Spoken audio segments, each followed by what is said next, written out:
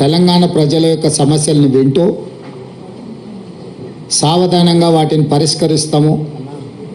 పరిష్కరించడానికి అవసరమైన ప్రణాళికతో ముందుకు వెళ్తామని చెప్పి పూర్తి స్థాయిలో 4 కోట్ల తెలంగాణ ప్రజలకు వివరించి ప్రజల యొక్క ఆమోదం పొంది డిసెంబర్ 7 తారీఖు నాడు ఎల్బీ స్టేడియంలో ఇందిరమ్మ రాజ్యము ప్రజాపాలన ప్రమాణ స్వీకారం చేసినాము. ప్రమాణ స్వీకారం చేసిన రోజు నుంచి ఈ రోజు వరకు ప్రతి నిమిషం ప్రజలకు ఇచ్చిన 6 గ్యారెంటీలను అమలు చేయాలన్న తపన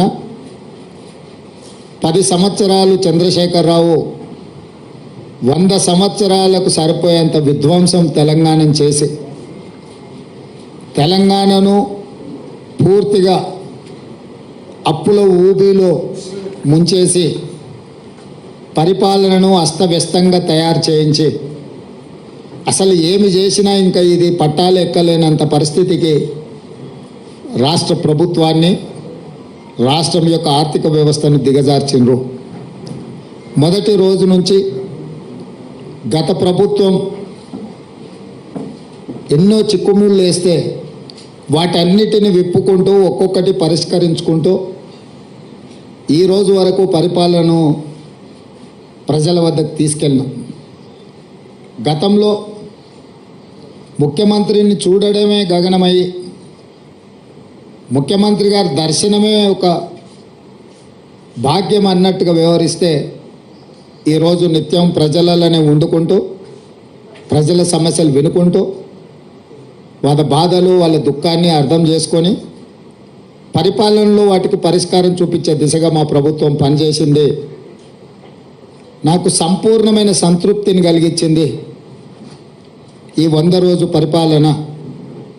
డిసెంబర్ 7 నాడు మొదలైన పరిపాలన మార్చి 17కు 100 రోజులు పూర్తి చేసుకుంటున్న సందర్భంలో ఈ 100 రోజుల పరిపాలన ప్రజలు మా పట్ల చూపించిన సానుభూతి, మేము గత ప్రభుత్వం సృష్టించిన సమస్యల్ని పరిష్కరించే విధానంలో విఘ్నులు కానీ తెలంగాణలో ఉన్న కవులు కళాకారుల నుంచి మొదలు పెడితే ప్రతి ఒక్కరూ మాతో పంచుకుంటున్న విషయాలను దృష్టిలో పెట్టుకొని నాకు సంపూర్ణమైన సంతృప్తి కలిగించింది 100 రోజుల పరిపాలన. కానీ 100 రోజుల పరిపాలనతోని సమస్యలన్నీ పరిష్కారమైనవని మేము భావించడం లేదు.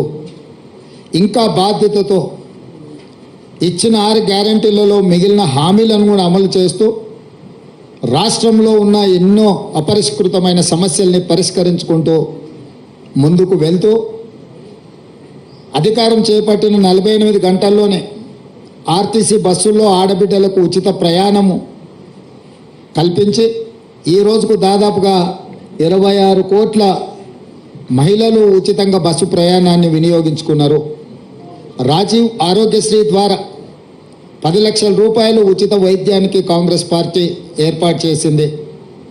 ఇదే కాకుండా మహిళలకు ఇచ్చిన మాట ప్రకారం 500 రూపాయలకు సిలిండరు అమలు చేసినాం. ఈ రోజు వరకు దాదాపుగా 8 లక్షల మంది మహిళలు ఇప్పటికే 500 రూపాయలకు సిలిండర్ కొనుగోలు చేయడం జరిగింది. వాళ్లకు నగదు బదిలీ చేయడం జరిగింది. అదేవిధంగా 200 యూనిట్ల వరకు ప్రతి ఇంటికి ఉచితంగా ఇచ్చే విద్యుత్ 0 బిల్లులు ఇప్పటికి దాదాపుగా 37 లక్షల మందికి ఉచిత బిల్లులు 0 బిల్లులు చేరవేయడం జరిగింది. మిగతావి కూడా 7 జిల్లాలలో మహబూబ్ నగర్ లోకల్ బాడీ సంస్థలో ఎన్నికలు రావడంతో ఎన్నికల కోడ్తోని ఎన్నికల అధికారులు 0 బిల్లులు అక్కడ ప్రజలకు ఇవ్వడానికి నిబంధనలు అడ్డు రావడంతో వాళ్ళకి అది అందుబాటులోకి రాలేదు. మొన్నటికి మొన్న ఖమ్మంలో ఇందిరమ్మ ఇండ్లు 4.5 లక్షల ఇండ్లు ప్రతి నియోజకవర్గంలో 3,500లతో ఇవ్వడమే కాకుండా 22,500 కోట్ల రూపాయలతోని ఇందిరమ్మ ఇండ్ల నిర్మాణ కార్యక్రమాన్ని కూడా లాంఛనంగా ప్రారంభించుకున్నాము. ఇదే కాకుండా 3 నెలల్లో 30,000 ఉద్యోగాలు పారామెడికల్ సిబ్బంది కావచ్చు, పోలీసు సిబ్బంది కావచ్చు, ఎక్సైజ్ సిబ్బంది కావచ్చు, ఫైర్ స్టేషన్కి సంబంధించిన వాళ్ళు కావచ్చు, గురుకుల టీచర్లు కావచ్చు, సింగరేణి ఉద్యోగులు కావచ్చు, రకరకాల శాఖలలో 30,000 ఉద్యోగాలు 3 నెలల్లోనే చేపట్టి ఒక చరిత్రను సృష్టించింది మా ప్రభుత్వము. తెలంగాణ పబ్లిక్ సర్వీస్ కమిషన్ను లోపభూయిష్టంగా తయారు చేసి అవినీతికి ఒక అడ్డాగా మారుస్తే ప్రక్షాళన చేసి పబ్లిక్ సర్వీస్ కమిషన్ నూతన కమిషన్ నియమించడమే కాకుండా గ్రూప్ 1 ఇతర ఉద్యోగ నోటిఫికేషన్లు కూడా ప్రకటించి నిరుద్యోగ యువకులకు ఒక విశ్వాసాన్ని నమ్మకాన్ని కలిగించే ప్రయత్నం చేసినాము. పన్ను ఎగవేతదారుల మీద కూడా కఠినంగా వ్యవహరిస్తూ ప్రభుత్వానికి రావాల్సిన రాబడులు ఆదాయాన్ని స్థిరీకరించుకుంటూ ప్రభుత్వ ఉద్యోగులకు జీతాలు ఇవ్వలేని పరిస్థితి, పెన్షనర్స్కి ఎప్పుడు పెన్షన్ వస్తుందో తెలియని పరిస్థితి నుంచి ప్రతి నెల 1వ తారీఖు నాడు ప్రభుత్వ ఉద్యోగుల ఖాతాలలో జీతాలు వేసి పెన్షన్దారులకు కూడా వాళ్ళ పెన్షన్ సరైన సమయంలో 1వ తారీఖు నాడే వచ్చే విధంగా మా ప్రభుత్వం చర్యలు చేపట్టింది. మీరందరూ కళ్ళారా చూస్తున్నారు. ఇట్లా చాలా విషయాలలో పారదర్శకంగా ప్రజల దగ్గరికి వెళ్ళి ఒకప్పుడు నిషేధిత ప్రాంతంగా ఉండేది ఆనాటి ప్రగతి భవన్, ఈనాటి ప్రజాభవన్. ఈరోజు వేలాది మంది ప్రజలు ఎప్పుడైనా స్వేచ్ఛగా అక్కడికి వచ్చి తమ సమస్యలు చెప్పుకుంటే వినడానికి ప్రభుత్వం ఉన్నది, పరిష్కరించడానికి ప్రయత్నం చేస్తుందనే విశ్వాసం తెలంగాణ ప్రజలకు కల్పించడం జరిగింది. అది నిరంతర ప్రక్రియ. సచివాలయం ఒకప్పుడు అదేదో నిషేధిత ప్రాంతం, అది కేవలం కొంతమంది దొరలకు వాళ్ళ వంది మాగదులకు మాత్రమే అందులోకి అనుమతి, తెలంగాణ ప్రజలకు అందులో అనుమతి ఇచ్చేది లేదు, వాళ్ళను రానిచ్చేది లేదు అని ప్రభుత్వం నిషేధపు ఆజ్ఞలు విధిస్తే స్వేచ్ఛనిచ్చి ఎవరైనా రావచ్చు, ఇది మీది. డాక్టర్ బాబాసాహెబ్ అంబేద్కర్ సచివాలయం అంటే ఆయన వారసులు ఎవరైనా అందులోకి రావచ్చు, మంత్రులను కలవచ్చు, అధికారులను అడగొచ్చు. మీరు స్వేచ్ఛగా, ఇది మీ ప్రభుత్వం, మీ ప్రభుత్వంలో ఉన్న ప్రజాప్రతినిధులు ముఖ్యమంత్రి నుంచి మంత్రుల వరకు అధికారులు పాలకులు కాదు, సేవకులు. మీకు సేవ చేయడానికి మేము ఇక్కడ సిద్ధంగా ఉన్నాం, మీరు రాండి, మీ సమస్యలు చెప్పుకోండి అని సచివాలయానికి వచ్చే స్వేచ్ఛను మా ప్రభుత్వం ఇచ్చింది. ఒకనాడు ఉద్యమాల ద్వారా తెలంగాణను సాధించినమన్న బీఆర్ఎస్ పార్టీ అధికారంలోకి వచ్చినంబడే ధర్నా చౌకును మూత వేసి ఈ తెలంగాణ ప్రజలకు స్వేచ్ఛ లేదు, మిమ్మల్ని నిషేధిస్తాం, నియంత్రిస్తాం, నిర్బంధిస్తాం, మీరు మా చెప్పు చేతుల్లో కట్టు బానిసలుగా ఉండాలి అని శాసించి పాలించాలి అని అనుకుంటే మేము వచ్చిన తర్వాత అదే ధర్నా చౌకును తెరిచి స్వేచ్ఛగా బీఆర్ఎస్ నాయకులు ధర్నా చేసుకోవడానికి కూడా అనుమతి ఇచ్చి గతంలో వాళ్ళు చేసిన పాపాలను దీక్షల ద్వారా కొంతైనా కడుక్కుంటారు. ప్రజాస్వామ్యంలో ప్రతిపక్షాలు ప్రజా సమస్యల్ని ప్రస్తావించాలి, వాటిని మా ప్రభుత్వం పరిష్కరించాలన్న స్ఫూర్తితోని టీఆర్ఎస్ నాయకులను కూడా స్వేచ్ఛగా ధర్నా చౌక్లో ధర్నాలు చేసుకోవడానికి తెలంగాణ ప్రజలకు స్వేచ్ఛ ఇచ్చినాం.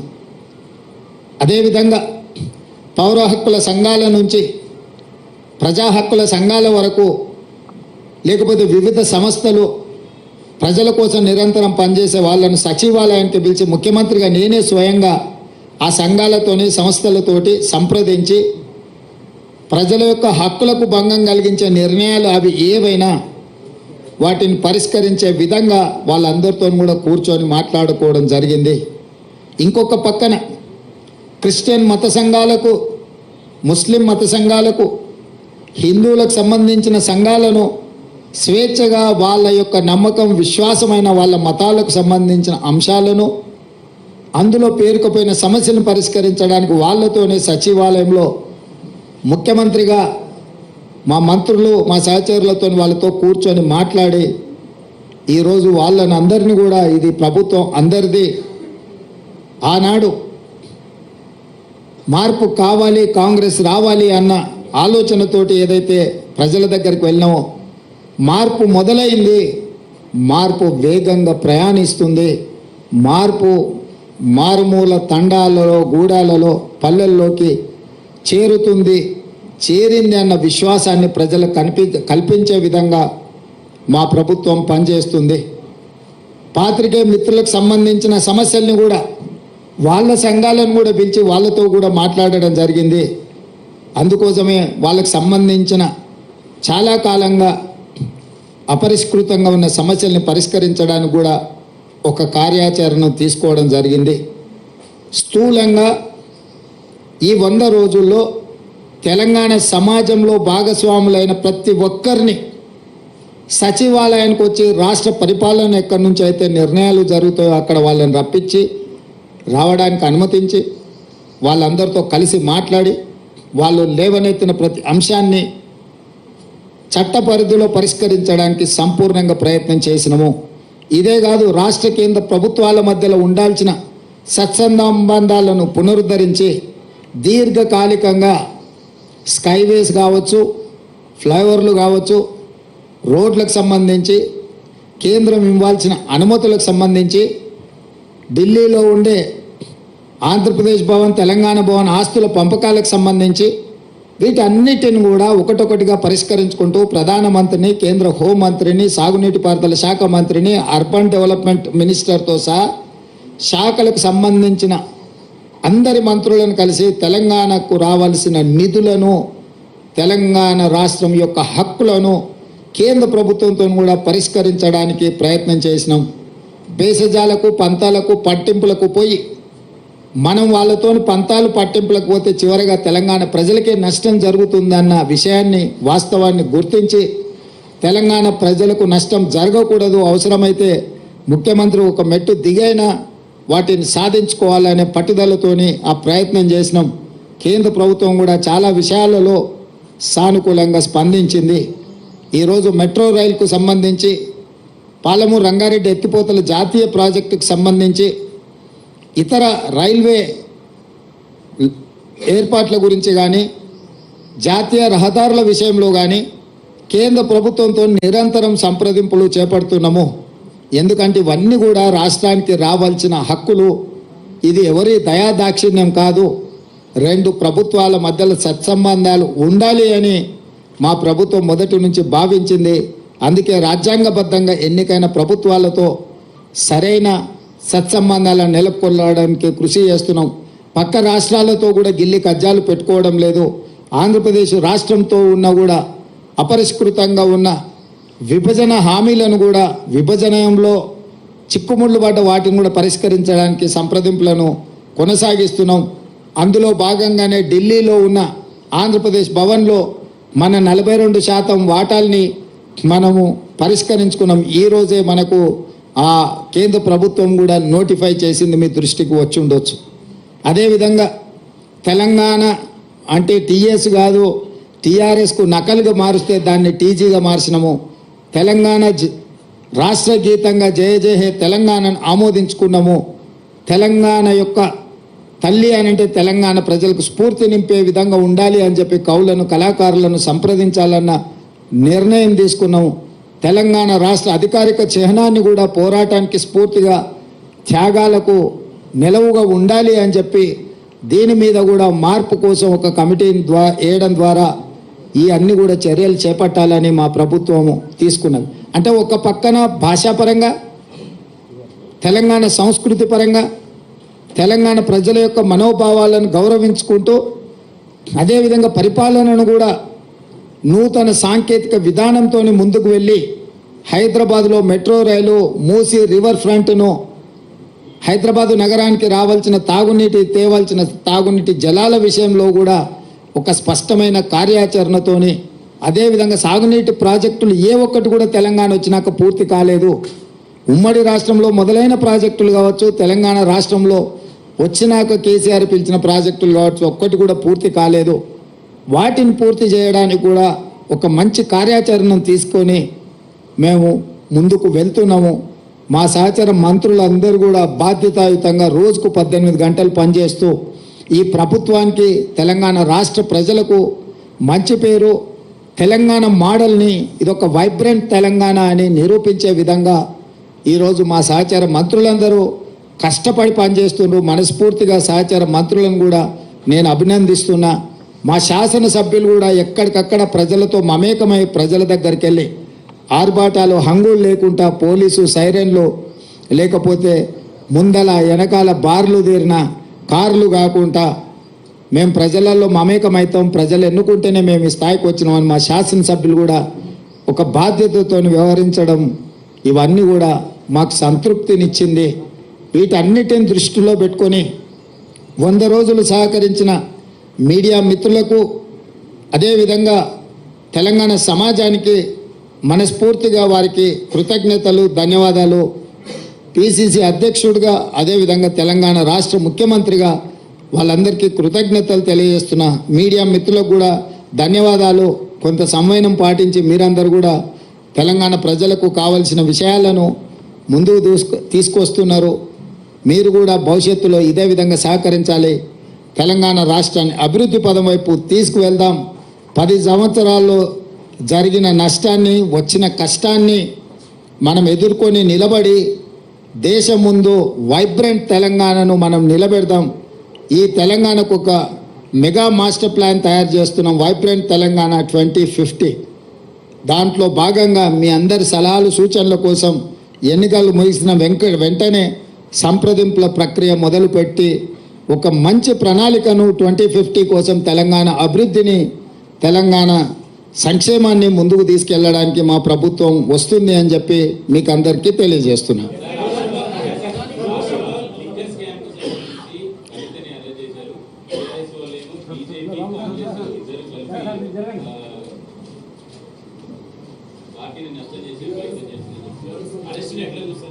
ఇప్పుడు ఇది టీవీలలో సీరియల్ చూస్తే సంవత్సరాల కొద్ది కొనసాగుతూనే ఉంటాయి. వాటికి ఆరంభం ఎప్పుడైందో చెప్పలేము, అంతం ఎప్పుడైతుందో కూడా చెప్పలేము. ఈ లిక్కర్ స్కామ్కు సంబంధించి కూడా కేసీఆర్ కుటుంబము, బీజేపీ ప్రభుత్వం నిరంతర ధారావాహికంగా టీవీలలో ఒక సీరియల్ను తలపించే విధంగా నాటకాలకు, డ్రామాలకు తెరలేపినరు. ఇన్ని సంవత్సరాల నుంచి కొనసాగుతున్న ఈ డ్రామా నిన్న అరెస్టు డ్రామాతో పతాక స్థాయికి వచ్చింది. అసలు ఇన్ని రోజుల నుంచి ఇంతమందిని అరెస్టు చేసి ఇప్పటి వరకు అరెస్టు చేయకపోవడము. రెండవది, ఈరోజు ఎన్నికల నోటిఫికేషన్ వస్తుందనంటే ఒక రోజు ముందు అరెస్టు డ్రామాకు తెరలేపడము. దేనికి సంకేతం ఇది? అంటే అవినీతి మీద చర్యలు తీసుకున్నామని ఛాంపియన్షిప్ వాళ్ళు తీసుకోవాలని, సానుభూతుల కోటాలో వీళ్ళు ప్రజల సానుభూతి బొమ్మాలి, మమ్మల్ని ఇబ్బంది పెడుతుండ్రు, మమ్మల్ని జైలు పాలు చేస్తున్నారని చెప్పుకోవాలి వీళ్ళు అని ఇద్దరు కలిసి ఒక వ్యూహాత్మక రాజకీయ ఎత్తుగడతో వస్తుండ్రు. ఈరోజు ఇన్ని రోజులు, ఇన్ని నెలలు, దాదాపుగా 2022లో మొదలైన ఈ డ్రామా 2024 మార్చ్ ఎన్నికల నోటిఫికేషన్కు ఒక రోజు ముందు అరెస్టుతో పరాకాష్ఠకి తీసుకెళ్ళిండ్రు అని అంటే ఈ డ్రామాను తెలంగాణ ప్రజలు గమనిస్తలేరని వీళ్ళు అనుకుంటున్నారా? రెండవది, కల్వకుంట్ల కవిత గారు, కల్వకుంట్ల చంద్రశేఖరరావు గారు కూతురింటికి పోలీసులు దాడి చేసి ఢిల్లీ నుంచి ఈడీ అధికారులు వచ్చి అరెస్ట్ చేసి తీసుకెళ్తుంటే బాధ్యత కలిగిన తండ్రిగా చంద్రశేఖరరావు గారు అక్కడికి రాలేదు అంటే దీన్ని ఎట్లా అర్థం చేసుకోవాలి? రెండవది, తండ్రిగా కాకపోయినా కల్వకుంట్ల కవిత గారు శాసన మండలి సభ్యురాలు, టీఆర్ఎస్ పార్టీ నాయకురాలు, పార్టీ అధ్యక్షుడిగా శాసన మండలి సభ్యురాలని అరెస్టు చేస్తుంటే అక్కడికి రావాలి, అక్కడికి వచ్చే అధికారులను వివరాలు అడగాలన్న సంగతి చంద్రశేఖరరావు గారికి తెలియదా? పోనీ ఇప్పటి వరకు కూడా చంద్రశేఖరరావు గారు అరెస్టును ఖండించలేదు. అరెస్ట్ ఎందుకు జరిగిందో, తన పార్టీ శాసన మండలి సభ్యురాలను ఎందుకు అరెస్టు చేసిండ్రో ఇంతవరకు తెలంగాణ ప్రజలకు వివరణ ఇవ్వలేదు. చంద్రశేఖరరావు గారి మౌనము ఏ రకంగా అర్థం చేసుకోవచ్చు? మూడో అంశము, గతంలో ఎప్పుడు కూడా మొదట ఈడీ వస్తారు, తర్వాత మోడీ వస్తారు అనుకునేటోళ్ళం. నిన్న మాత్రం ఈడీ మోడీ కలిసే వచ్చిరా తెలంగాణకు.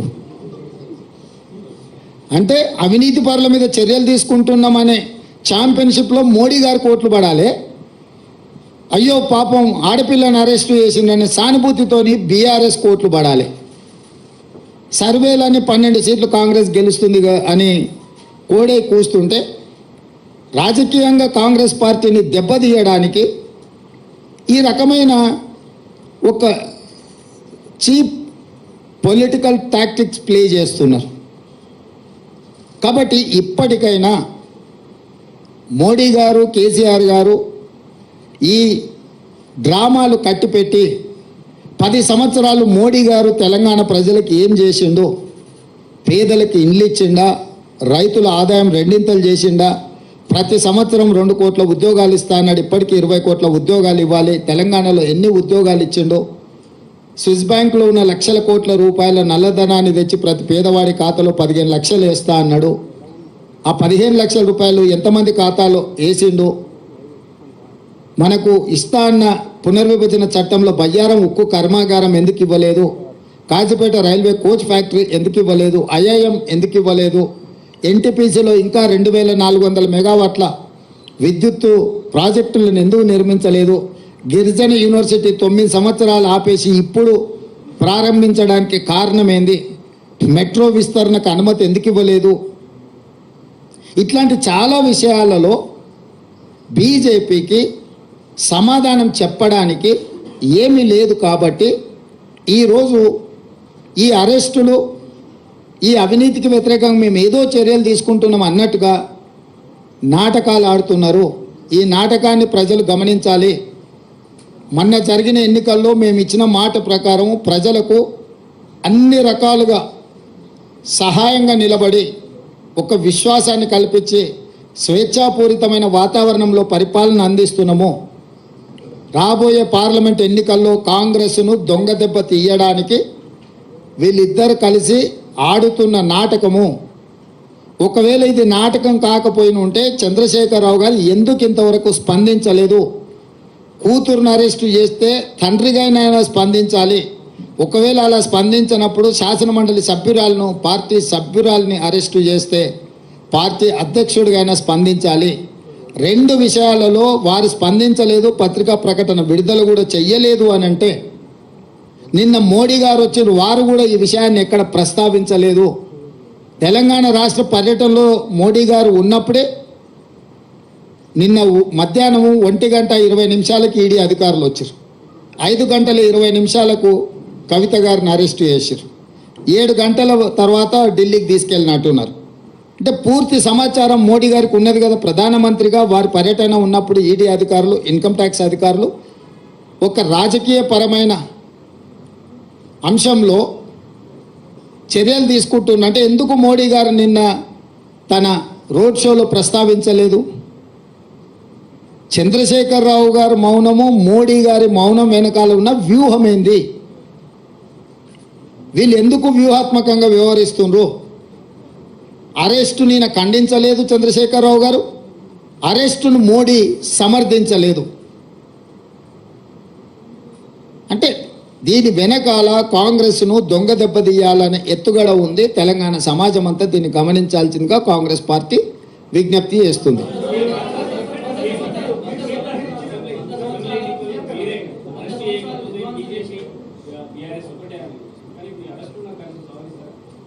నేను అరెస్టును సందర్భం, ఇద్దరు నాయకుల యొక్క స్పందన రావాలి.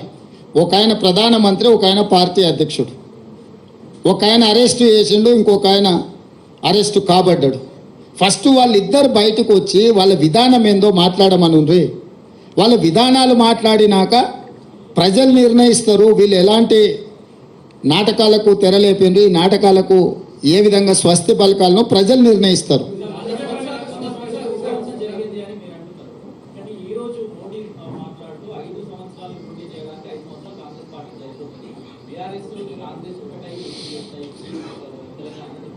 ఇప్పుడు నేనేమంటున్నానంటే 10 సంవత్సరాలు ప్రధానమంత్రిగా ఉన్న మోడీ గారు ఇట్లాంటి చౌకబారు ప్రకటనలు చేయడం వారి స్థాయికి తగదు.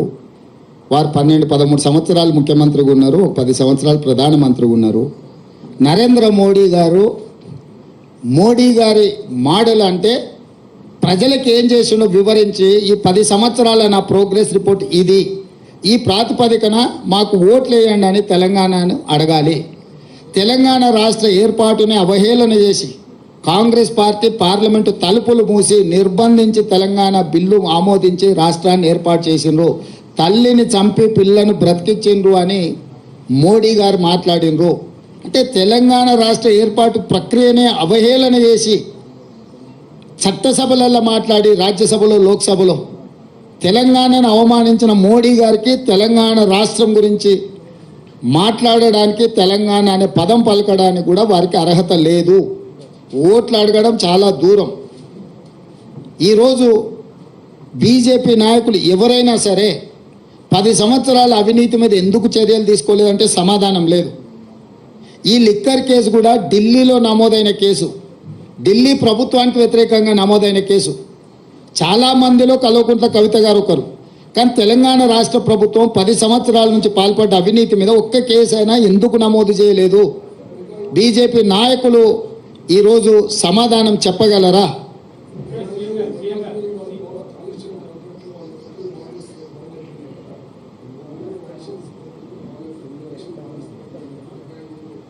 అవును.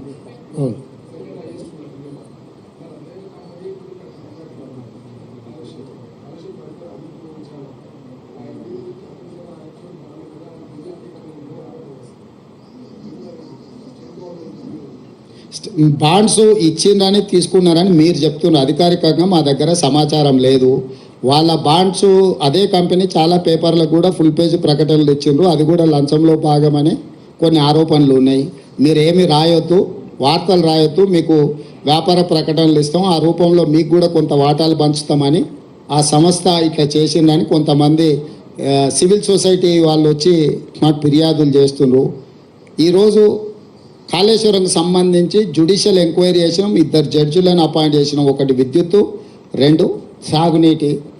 అదేవిధంగా ఎన్డీఎస్ఏ కూడా కంప్లీట్గా అథారిటీ ఇచ్చినాం. సాంకేతికపరమైన నిర్మాణంలో జరిగిన లోపాల మీద నివేదిక రావాలని. ఆ నివేదికలు వచ్చిన తర్వాత ప్రభుత్వం తదుపరి చర్యలు తీసుకుంటుంది. ఈ దేశము పట్టపగలు అర్ధరాత్రి పూట ముంబైలో AK-47 పెట్టి దేశ ప్రజల్ని కాల్చి చంపినా కూడా కసబును కూడా ఉరేయాలంటే ఒక చట్టబద్ధమైన విచారణ చేసిండ్రు.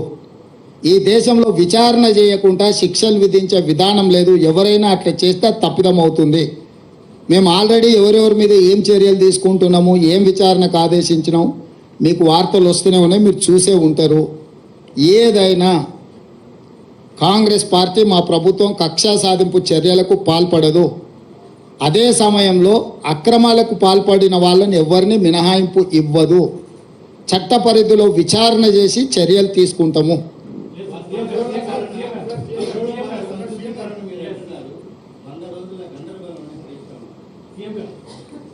వాళ్ళ పార్టీలో ఉన్న గందరగోళం, కుటుంబంలో ఉన్న తగాదాలను ఆయన పరోక్షంగా ప్రస్తావిస్తున్నాడు. ఆయన పాపం జాలి పడాల్సిన సందర్భం. నిన్న అక్కడికి వెళ్ళి చేతులు కట్టుకొని నించున్నాడు. ఇవాళ ఇట్లా అయింది, రేపు ఎట్లయితుందో అని. రమేష్,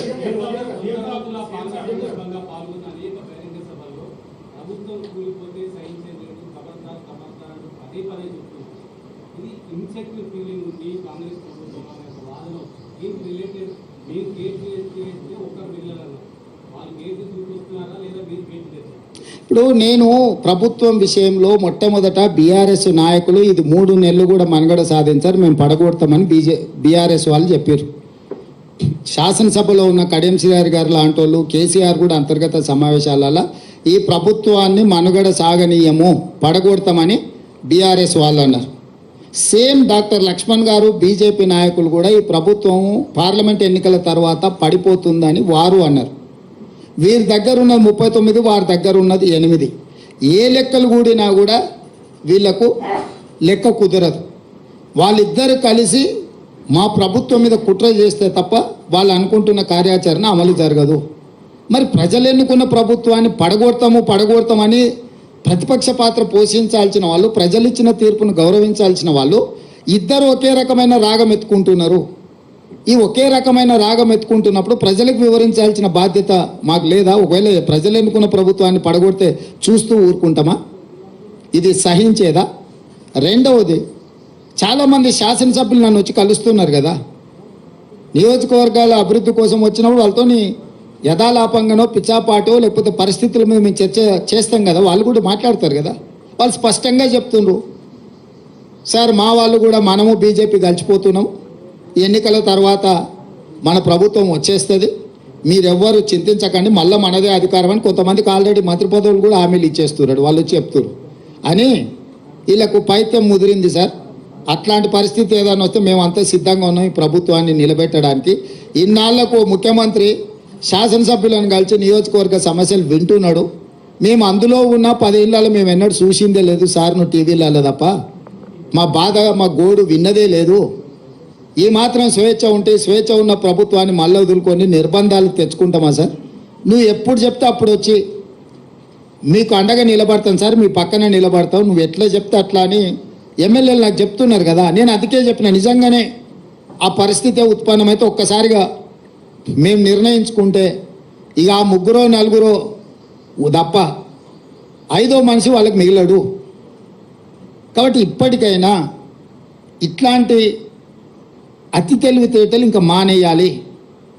మేము ప్రజలు ఇచ్చిన తీర్పును గౌరవించి ఒక మంచి పరిపాలన అందించాలని పాలన మీద మాత్రమే దృష్టి పెట్టినాము. పార్టీ ఫిరాయింపులను కానీ కక్ష సాధింపులను కానీ మేము చేపట్టాలని అనుకోలేదు. అందుకే వచ్చిన మొదటి రోజు నుంచి రోజుకు 18 గంటలు మేము, మా మంత్రులు, మా ఎమ్మెల్యేలు ప్రజలకు అందుబాటులో ఉండి ఒక మంచి పరిపాలన, తెలంగాణ మోడల్, వైబ్రెంట్ తెలంగాణ దేశ ప్రజలకు చూపించాలనే ప్రయత్నం చేస్తున్నాము. కానీ ఒకవేళ ప్రభుత్వాన్ని పడగొట్టే పోటీ వాళ్ళు పెట్టిండ్రు అనుకో, దాన్ని నిలబెట్టే ప్రయత్నం కూడా మేము చేస్తాం కదా. కాపాడే ప్రయత్నం కొంతమంది చేస్తారు, ఎదుర్కొనే ప్రయత్నం మేము చేస్తాం. దీన్ని నిలబెట్టి వాళ్ళకు గుణపాఠం చెప్పేవాళ్ళు వాళ్ళు ఉంటారు. సో వాళ్ళు కోరుకుంటే నేను ముందు నుంచి ఎప్పుడు కూడా నేను మీకు చెప్తాను, ఏ దానికైనా నేను సిద్ధం. కాకపోతే మొదట వాళ్ళు కోరుకోవాలి ఏందనేది. నేను ప్రజలు ఇచ్చిన తీర్పును గౌరవించి చిత్తశుద్ధితోని పరిపాలనను ముందుకు తీసుకెళ్తున్నా. నన్ను నా పని చేయనిస్తే ప్రతిపక్షాలుగా మీ పని మీరు చేసుకోవచ్చు. నాకేదో కాళ్ళలో కట్టబెట్టాలి, ఈ ప్రభుత్వాన్ని పడగొట్టాలనుకుంటే 10 ఏళ్ళు ప్రతిపక్షంలో మిమ్మల్ని దించుతామని చెప్పినాం, దించి చూపించినాం. ఇప్పుడు కూడా మీ ద్వారా స్పష్టంగా చెప్తున్నా, పడగొట్టాలన్న ఆలోచన మీరు చేస్తే మీరు నిద్ర లేచే లోపల మీ పక్కన ఎవడూ ఉండరు, మీరు తొడుక్కున్న బట్టలు కూడా ఉండవు. లేదు చూసుకుంటే ఎమ్మెల్యేల సంగతి చాలా దూరము. అట్లా ఒకవేళ వాళ్ళు కోరుకుంటే నాకు ఏమీ అభ్యంతరం లేదు. మీరు తారీఖు చెప్పండి, పడగొట్టేది ఏందో చెప్పండి, దాని పరిణామాలు ఏందో నేను చెప్తా. తారీఖు నిర్ణయించుకోమని చెప్తున్నా నేను. ఒకవేళ ఈ ప్రభుత్వాన్ని పడగొడతాము అని మీరు బింకాల కోసం పొంకనాల కోసం మాట్లాడుకుంటే నాకేం అభ్యంతరం లేదు. ఎందుకంటే పొంకనాల పోసిగానికి 3 ఏళ్ళు 36 దొడ్లు అని వెనకడికి పెద్దోళ్ళు చెప్పారు. పొంకనాల కోసం అయితే నాకు అభ్యంతరం ఏం లేదు. కానీ ఇట్లేదన్నా వ్యవహారం చేస్తే మాత్రం దానికి తగ్గ ప్రణాళిక మా దగ్గర సిద్ధంగా ఉన్నది. ఎవరేం మా మిత్రులు ఈ ఒక మంచి ప్రభుత్వం పడిపోతుందేమో అని ఎవరు ఆందోళన చెందాలి పని లేదు. 10 సంవత్సరాలు మా ప్రభుత్వం ఉంటుంది. 94 నుంచి 2004 10 సంవత్సరాలు టీడీపీ ఉన్నది. 2004 నుంచి 2014 వరకు కాంగ్రెస్ అధికారంలోని, 2014 నుంచి 2023 వరకు బీఆర్ఎస్ అధికారంలో ఉన్నది. 2023 నుంచి 2034 వరకు 10.5 సంవత్సరాలు మేము అధికారంలో ఉంటాము.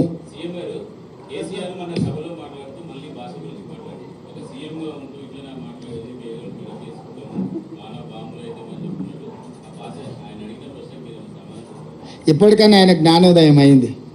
గతంలో ఆయన ఏం మాట్లాడినా ఒకసారి సోషల్ మీడియాలో పెడుతున్నారు, చూసుకోమని. ముఖ్యమంత్రిగా శాసనసభలో ఆనాటి పిసిసి అధ్యక్షుడు ఉత్తమ్ కుమార్ రెడ్డి గారిని ఏం మాట్లాడిండు, బయట ఏం మాట్లాడిండు, సభలలో ఏం మాట్లాడిండు ముఖ్యమంత్రిగా ఒక్కసారి చూడమన్నారు. అంతెందుకు నల్గొండలో సభలో ముఖ్యమంత్రిని పట్టుకొని ఎన్ని మాటలు అన్నాడు మీరు తీయండి. రాష్ట్ర మంత్రిగా, కేంద్ర మంత్రిగా, ముఖ్యమంత్రిగా 40 సంవత్సరాలు సుదీర్ఘమైన అనుభవం ఉన్న చంద్రశేఖరరావు నల్గొండ జిల్లాలో బహిరంగ సభలో ముఖ్యమంత్రిని పట్టుకొని ఎన్ని మాటలు మాట్లాడినా మీకు ఒక్కసారి చూడండి. ఆయన అహంకారము ఇంకా కూడా అనగలేదు.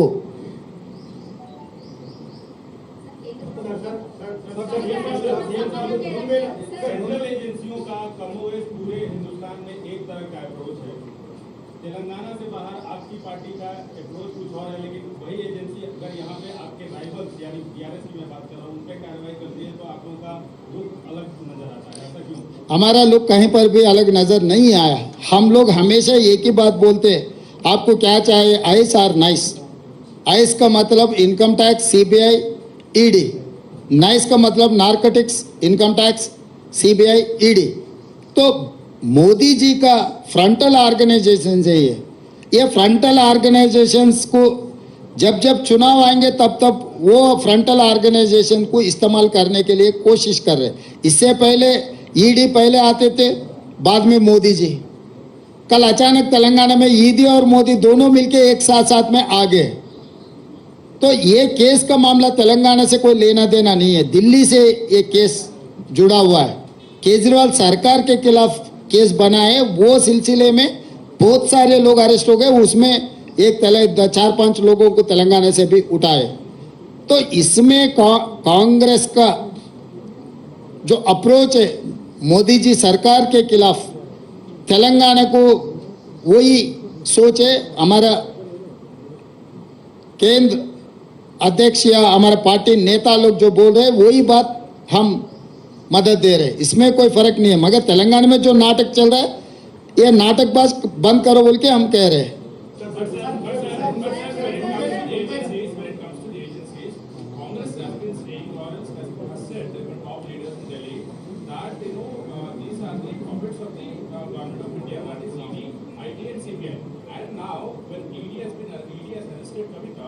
Congress is changing its views. Why Congress is changing its views? That was the question. Even I'm asking the same question. When BJP is saying that BJP is nowhere involved in this arrest or this propaganda, and BRS is saying that BJP is directly involved in this arrest. See, I don't change my stand. Still, I'm supporting my party stand. Here, in tunes of Modi only they are playing. Just one day before the notification, they have arrested Kavita for political benefit for BRS and BJP. They are acting like their frontal organization. So still my statement is same. I don't change my stand. This arrest also part of the politics, influenced by Narendra Modi ji.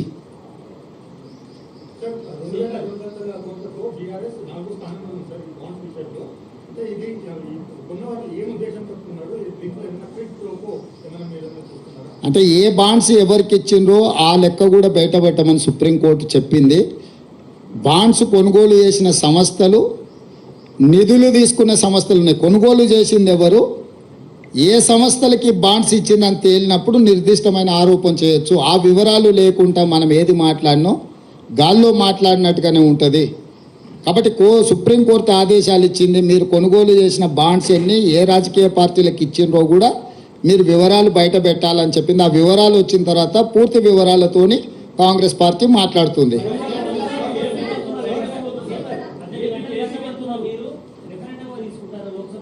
ఏంది? Yes, డెఫినెట్గా నేనే ప్రకటించిన రాబోయే parliament ఎన్నికలు మేము రెఫరెండంగా భావిస్తున్నాం. మా పనితనాన్ని 100 రోజుల పరిపాలన దృష్టిలో పెట్టుకొని ప్రజల్ని ఓటేయమని మేము విజ్ఞప్తి చేస్తున్నాము. ప్రజలకు మేము స్పష్టంగా చెప్పినాము, మేము నిర్దిష్టమైన హామీలు ఇచ్చినాము, వాటిని తప్పకుండా అమలు చేస్తాము. మా పరిపాలనను కొలబద్దగా పెట్టుకొని మీరు ఓటేయండి అని చెప్తున్నాం. 10 ఏళ్ల మోడీ పరిపాలన, 10 ఏళ్ల కేసీఆర్ పరిపాలన, 100 రోజుల మా పరిపాలన మీ కళ్ళ ముందు ఉంది. ఈ మూడిటిని విశ్లేషించి మూడిటిని దృష్టిలో పెట్టుకొని ప్రజల్ని ఓటేయండి, ఇది మా ప్రభుత్వానికి రెఫరెండమే.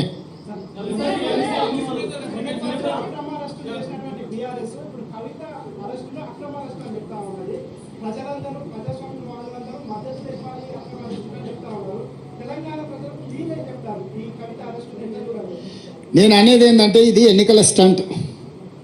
చంద్రశేఖర్ రావే ఇంతవరకు ఖండించలేదు, ఇంతవరకు తను దీని పట్ల విధానం ప్రకటించలేదు. ఈ అరెస్ట్ పట్ల చంద్రశేఖరరావుకే ఈ విషయంలో విధానం లేదు, ప్రకటన లేదు. ప్రతిపక్షాలుగా మేము చెప్పేది ఒకటే, అవినీతి పరులు ఎవరున్నా శిక్షించాల్సిందే. కానీ ఆ ముసుగులో మీ రాజకీయ ప్రయోజనాల కోసం ఒకరోజు ఎన్నికల నోటిఫికేషన్ వచ్చే ముందు మొత్తం పెద్ద డ్రామాకు తెరలేపి ఒక పెద్ద డ్రామా కంపెనీని నడుపుతున్నట్టుగా అనిపిస్తుంది.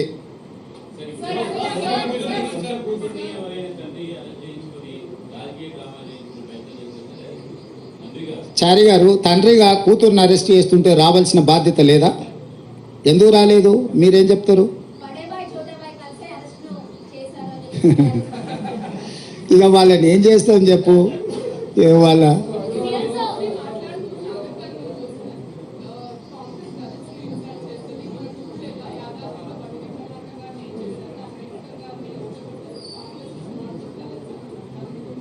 ఈ దేశానికి రాష్ట్రపతిని చేసింది దళితులను కాంగ్రెస్ పార్టీ, వివిధ రాష్ట్రాలలో ముఖ్యమంత్రులను చేసింది కాంగ్రెస్ పార్టీ, ఇక్కడ సిఎల్పి లీడర్గా దళితుని చేసింది కాంగ్రెస్ పార్టీ. ఇవన్నీ పక్కన పెడితే కాంగ్రెస్ పార్టీ అధ్యక్షుడు దళితు.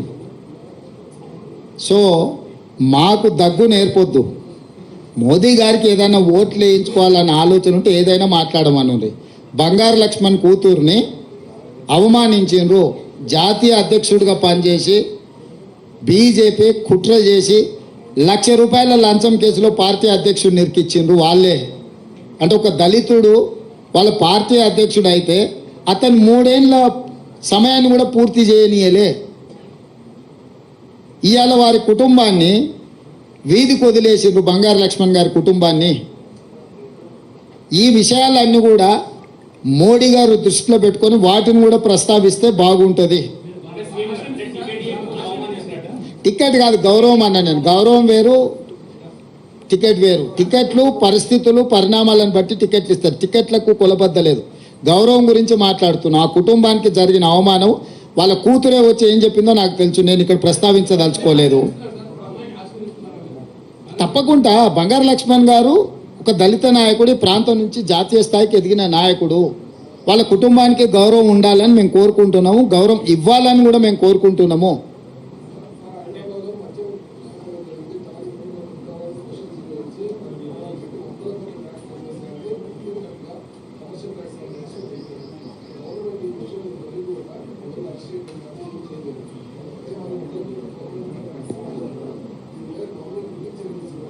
శ్రీనివాస్ ఏదో కంకణం కట్టుకొని జేబులో కాగితం పెట్టుకునే వచ్చినట్టున్నాడు చూస్తుంటే. ఏది కూడా అసలు ఆ రేట్ చేసింది మేమే కదా, మా ప్రభుత్వమే కదా. 100 కోట్ల అవినీతి జరిగిందని తేల్చింది మేమే కదా. లెక్కలు తేలకుండా కనిపించిన వాళ్ళ అరెస్ట్ చేసుకుంటూ పోతాం. అంటే ఇప్పుడు ఉన్న వాళ్ళని అరెస్ట్ చేసి పాత వాళ్ళని విడిచిపెట్టమనే మన ఎజెండా ఉందా నీ దగ్గర?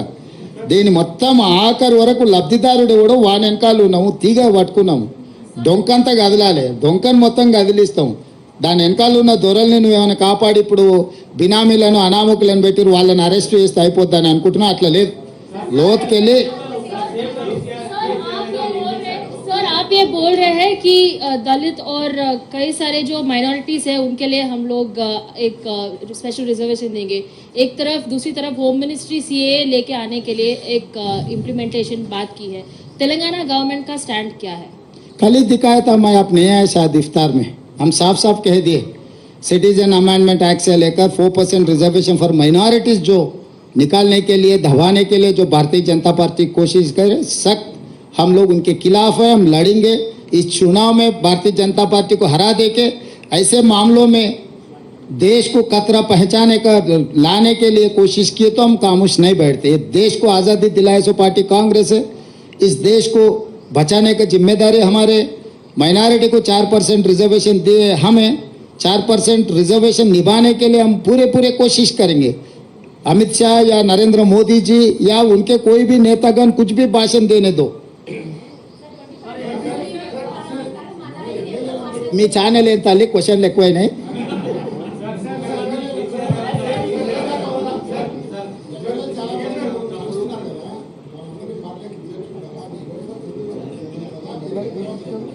ఇక మీరు చూస్తుండండి, అన్ని ముందే చెప్తే మళ్ళీ మీరు ప్రెస్ మీట్ కూడా రారు.